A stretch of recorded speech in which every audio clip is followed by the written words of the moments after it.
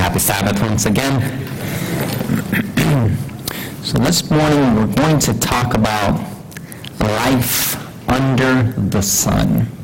This is a phrase taken from the book of Ecclesiastes. The phrase actually appears 27 times throughout the book, just giving us that point that what the author is speaking about, he's talking about things that takes place right here on this earth, here where we live today. Now, before we get into the scriptures, I want to ask you a question, and you've probably heard this before asked. If you look at this bottle, you look at the water that's in it, is the bottle almost half full or is it almost half empty? Okay, we have some half full. Any half empties? Okay, all depends on how you look at it. You want to add something to that? But Max, you're into details and stuff. Is this half full or half empty? Very good. Very good. And that's the point of this. And people, when they ask this question, it's a rhetorical question. And usually, if the person views this and says it's half empty, they're coming from a more pessimistic perspective.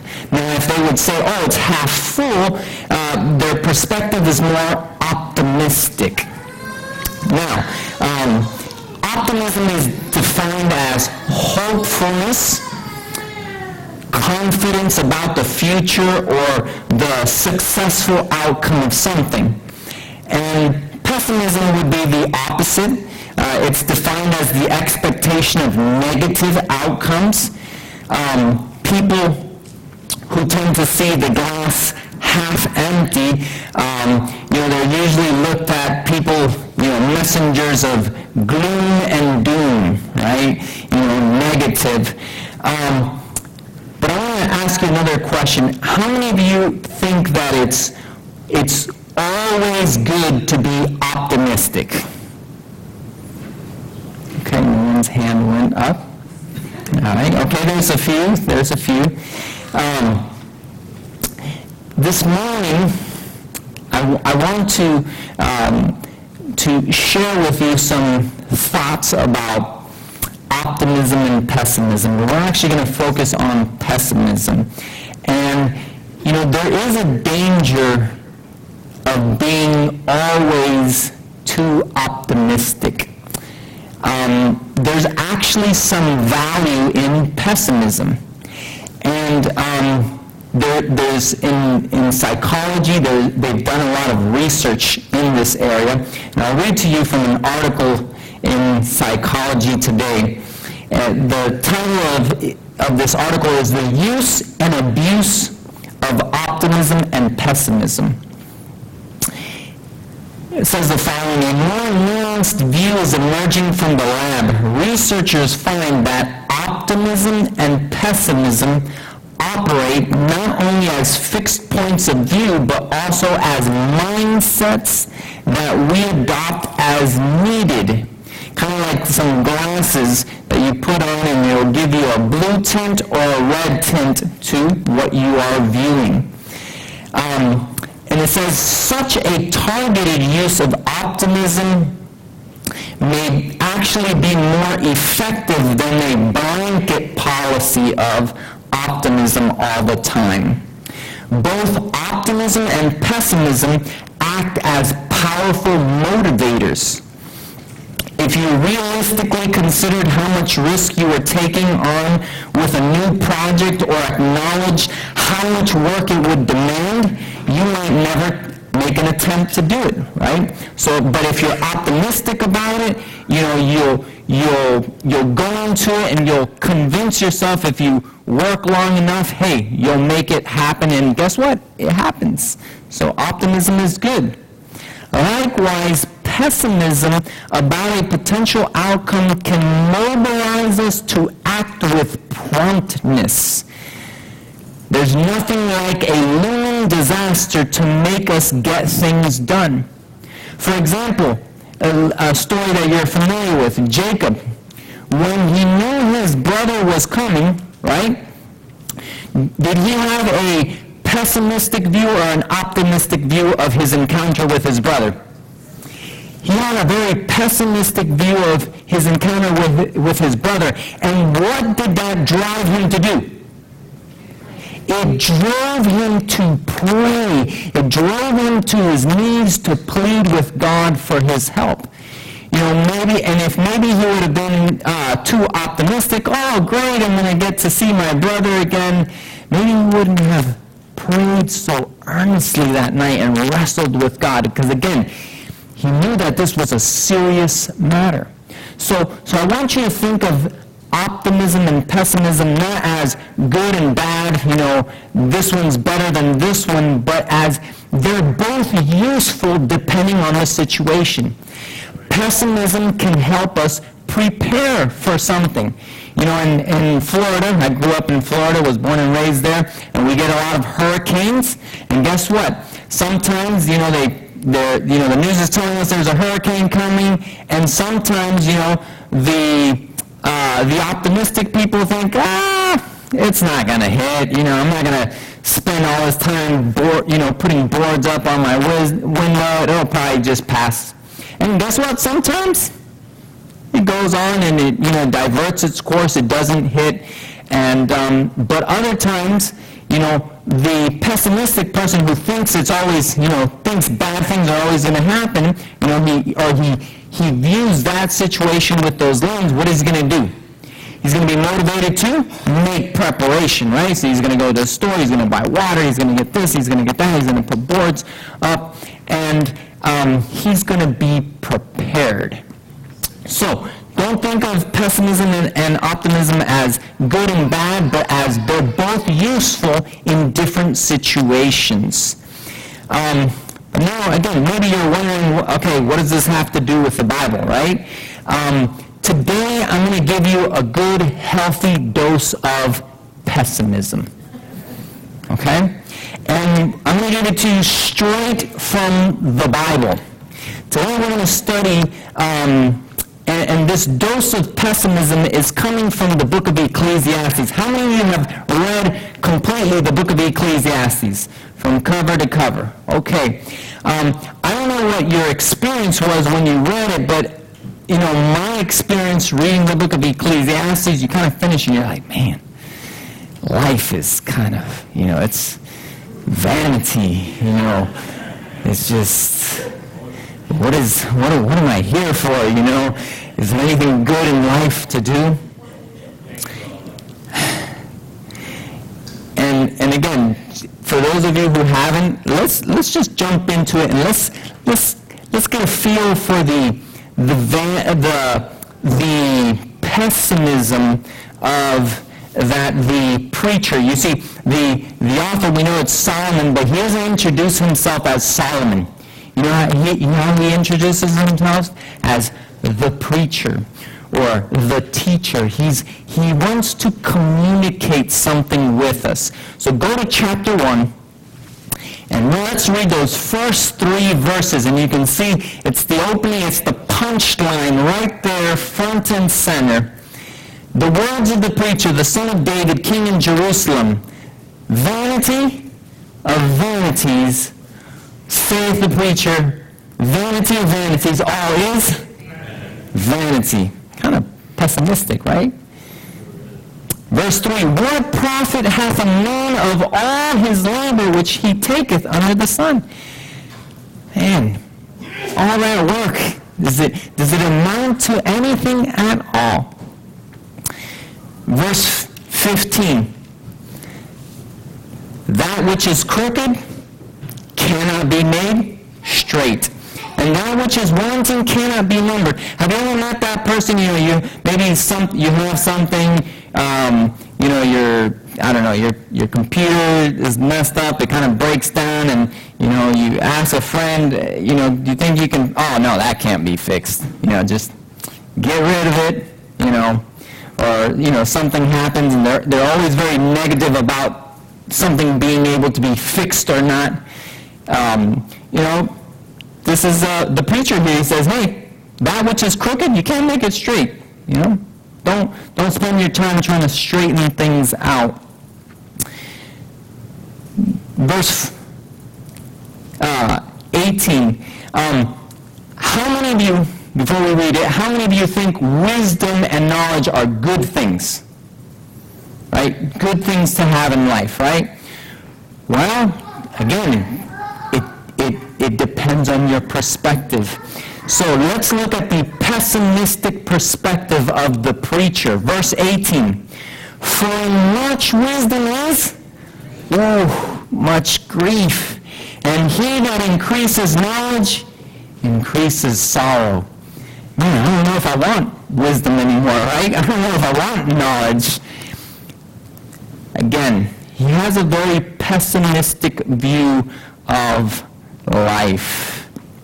In chapter 2, verses 15 through 17, then I said in my heart, as it happeneth to the fool, so it happeneth to me. And why was I then more wise? Then I said in my heart, this is also vanity. I mean, what's the use of being wise? The same thing that's going to happen to me is going to happen to the fool. We're both going to die. So why was I more wise? Verse 16, for there is no remembrance of the wise more than of the fool forever, seeing that which is now is in the days to come shall be forgotten. And how dieth the wise man? As the fool. Verse 17, therefore I hated life, because the work that is wrought under the sun is grievous unto me, for all is vanity and vexation of spirit. Chapter 3. Verse 18, I warn you, we're going to get a healthy dose of pessimism here today. Chapter 3, verse 18, beginning with verse 18, I said in my heart concerning the estate of the sons of men, that God might manifest them, that they might see that they themselves are beasts. I hope you're not offended by that. Verse 19, why does he say, hey, you're nothing but you're like a beast. Verse 19, for that which befalleth the sons of men befalleth beasts. Even one thing befalleth them. As the one dieth, so dieth the other. Yea, they have all one breath, so that a man hath no preeminence above a beast for all his vanity. Wow, I thought I was more important than my dog, The preacher says, it's all the same. You're going to die just like your dog. And again, if you've read the book of Ecclesiastes, the preacher, he loves to talk about death. It's in almost every chapter he talks about death. Chapter 4, verses 1 through 3. So I returned and considered all the oppression that are done under the sun, and behold, the tears of such as were oppressed, and they had no comforter. On the side of their oppressors there was power, but they had no comforter. Wherefore I praise the dead, which are already dead, more than the living, which are yet alive. Yea, better is he than both they, which hath not yet been, who hath not seen the evil work that is done under the sun. And he has a pessimistic view of life. He says, man, it's better to be dead. And even better than to be dead, it's better to not even have been born before. Chapter 7. Chapter 7, verse 2. It is better to go to the house of mourning than to go to the house of feasting. For that is the end of all men, and the living will lay it to his heart. He wants you to know that you're going to die. And so much that he says, it's better to go to a funeral than to go to a party. Because when you go to the funeral, guess what? You're going to be hit with the reality that one day, that's going to be you. One day, you're going to die. Now, everything that the preacher is sharing, he's sharing from his experience. This is what he has seen and experienced personally in this life. In chapter 1, notice chapter 1, verse 14. Notice his words here. I have seen all the works that are done under the sun, and behold, all is vanity and vexation of spirit. Chapter 2, verse 13. Turn the page over. Chapter 2, verse 13. Let me see, I think I wrote the wrong reference here.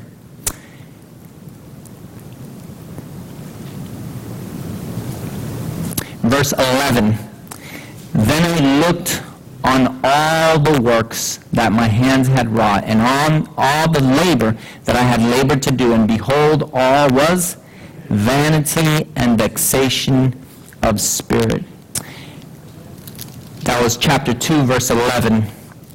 And then in chapter 7, verse 27 and 29, 27 and 29, chapter 7, behold, this have I found, saith the preacher, counting one by one to find an account. Verse 29, lo, this only have I found, that God hath made man upright, but they have sought out many inventions. So notice the words. He uses words as, I've seen, I saw, I have found. He's talking about, he has an inquisitive mind, and he's been searching, he's been thinking about life, and he's telling us his conclusions. This is what he has found. This is what he has seen. This is what he has experienced. And again, it's very pessimistic. Again, all this, he's giving his analysis of life under the sun. But before you start to despair, right, there's a purpose to this. There's like that phrase, there's a meaning to the madness. There's a purpose. I want to share with you, we're going to look at three things. Today, we're going to look at three things that Ecclesiastes teaches us about life under the sun. The first thing that the preacher teaches us is that life is uncertain. The second thing, life is empty, vain, and vexing. And the third, life is unjust and unfair. Now, today we're only going to look at life is uncertain. In upcoming sermons, we'll deal with the other two, so you have to come back to hear the rest, the full and complete perspective of the book of Ecclesiastes. But let's go into this idea and let's see, his analysis on life and how life is uncertain. It's best expressed in a series of rhetorical questions that the preacher makes, wondering about with whether what has happened is good or bad, or what's truly valuable for man to do here on the earth. Notice some of these questions. Let's look at Ecclesiastes chapter 6, verse 12.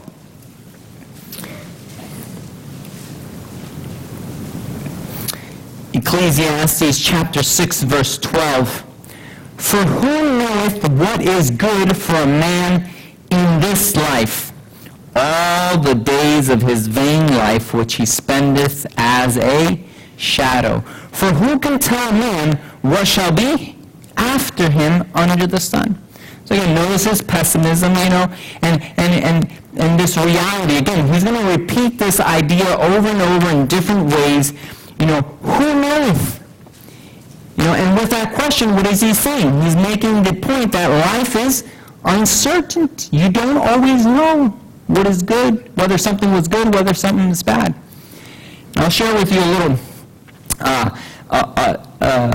parable. It's a Chinese parable that I heard, and it goes like this, and it illustrates this point. There was a man. He was a country man, a farmer. He had one horse, and one day his only horse, runs away. And his neighbor comes to him and he says, "Oh, neighbor, your horse ran away. Oh, such bad luck." And he replies, "Bad luck, good luck? I don't know." The next day, the horse comes back and brings 12 other horses with him. 12 other wild horses that just came back. The neighbor comes, he's so excited, he looks and he says, "Wow, neighbor, you have such good luck. Wow, look at that." The man looks at him and says, "Good luck, bad luck? I don't know." The next day, his only son is trying to tame one of these wild horses. He falls off the horse and he breaks his leg. And there comes the neighbor. "Oh, I thought you had good luck, but man, what bad luck. Your only son, his leg now broken. Neighbor, bad luck, bad luck." He looks at him again and he says, "Bad luck, good luck, I don't know." The next day, the country had broke out in civil war, and the next day, the army comes, and they're looking for young men to enlist into the army. And he comes to his house, and since his son had broken his leg, guess what? He was not taken to the army. And when the neighbor comes out, "Oh, neighbor, what good luck you have." Again, good luck, bad luck? I don't know. Life is uncertain. Many of the things that we think are good, I don't know. Might be good, might be bad. The fact that, you got sick, you have a chronic disease, good, is that a good thing? Is that a bad thing? I don't know. Maybe it could be a good thing. You got rich, right? You had some long lost, rich uncle who died, and you were on his list, right? And he gave you all his money. Now you're rich. Now you don't even know what to do with all this money. Is that a good thing? I don't know. Might actually be a bad thing. Life is uncertain. From our human perspective, we don't know. We are finite. What we look at and what looks to us as a good, something good could actually be, it could actually be bad. And what we think is the worst, the most horrible thing that has happened to my life could actually be the best thing that has ever happened to your life. Good or bad? We don't know. Life is uncertain. Ecclesiastes chapter 8, verse 6 and 7. The preacher continues making this point of the uncertainty of life. Chapter 8, verse 6 and 7. "Because to every purpose there is a time and judgment, therefore the misery of man is great upon him, for he knoweth not that which shall be. For who can tell him when it shall be?" The future is uncertain. Not only do you not know whether something is good or whether something that has happened to your life, it's good or bad, you don't know the future either. You don't know what's going to happen in the future. Chapter 9, verse 11. What else is uncertain? Chapter 9, verse 12. "For man also knoweth not" what? "His time." you were getting a little bit worried, right, about how uncertain life, maybe you're feeling a little bit anxious, right? Man, life is uncertain. You don't even know when you're going to die. That's what the preacher tells us here. For man also knoweth not his time. As the fish are taken in an evil net, and as the birds are caught in the snare, so are the sons of man snared in an evil time when it falleth suddenly upon them. They didn't know it was coming. Brothers and sisters, life is uncertain. Are you starting to get, do you have a sense of the value of pessimism yet? We'll get there. We'll get there. Don't get too sad on me. The undertaker's the last guy in the world will let you down. Yes. We're there in chapter 9, verse 11. Here's another enigma of life that the preacher leads us to consider. I returned and saw under the sun that the race is not to the swift, nor the battle to the strong, neither yet the bread to the wise, nor yet riches to men of understanding, nor yet favor to men of skill, but time and chance happeneth to them all. Or you thought you knew that if you did this, and this, you would get rich, right? Or you thought you knew that, if you were really fast, you would win the race. And if you were really strong, you would win the battle. I'm sorry. The preacher tells us that, you know what? Even when you think something should happen, right? Even when you think that the fastest guy should win the race, time and chance happeneth to them all. Sometimes life just doesn't work out in that way, right? The smart person, he doesn't always get rich. The strong person doesn't always win. Life is uncertain. Life is uncertain. Chapter 8, verse 11.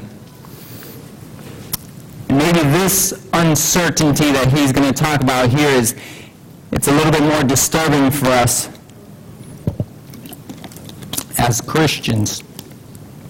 Verse 14, chapter 8. There is a vanity which is done upon the earth, that there be what? Just men, unto whom it happeneth according to the work of the wicked. Again, there be wicked men to whom it happeneth according to the work of the righteous. I said that this also is vanity. Or you thought the righteous always have a good life, right? Since they're righteous, everything is going to be good in their life. And the wicked, only bad things should happen to them, right? Because he's wicked. The preacher tells us, nope. Sometimes the righteous man, what happens to him is the things that should happen to the wicked person. And to the wicked person, right, you think, well, man, this and this, bad things should happen to them, right? Because they've deserved it, and yet their life is prolonged on this earth. You thought they should lose their riches? Well, they just keep getting richer. You thought that their life should end quickly because they had taken other people's life and they live a long life. Life is uncertain. The preacher is trying to make this point through his pessimism. And again, if you're wondering yet, what is the purpose of all of this? Let's go to chapter 12.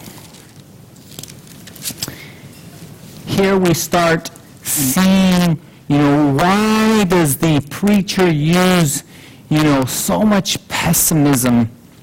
What is his point? Ecclesiastes chapter 12, beginning with verse 8.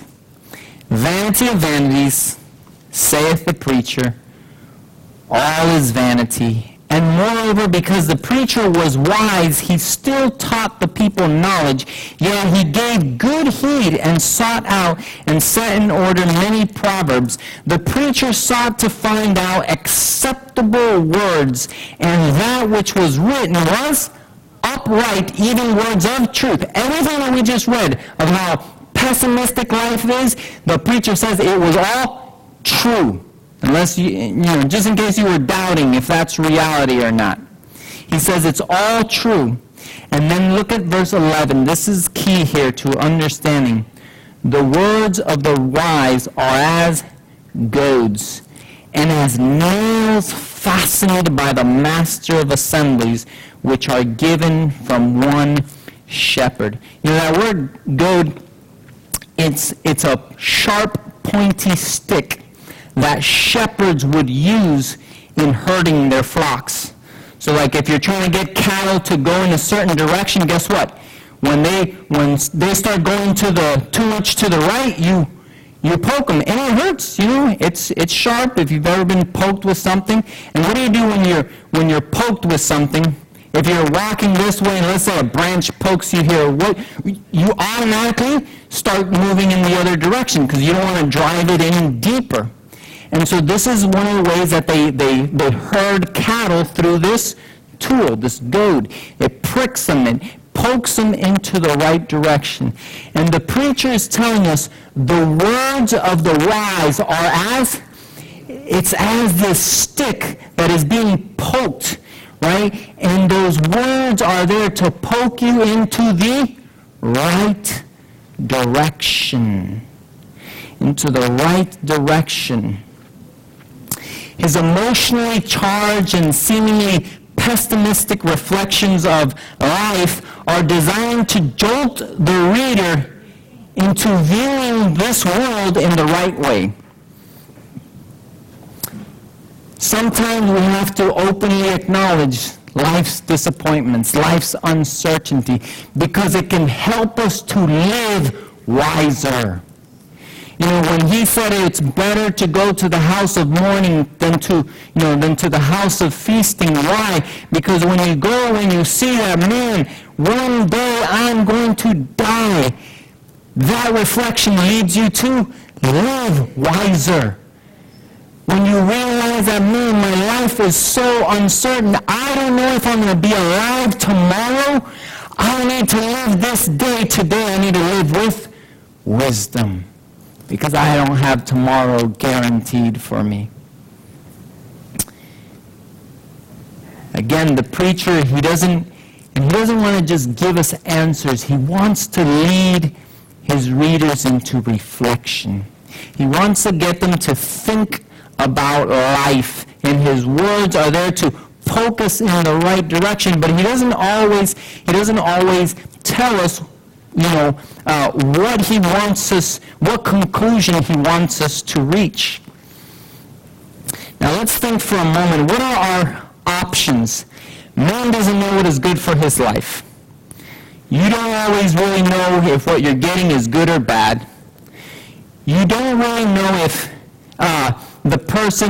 you don't really know if getting healed from this disease would be a good thing or a bad thing.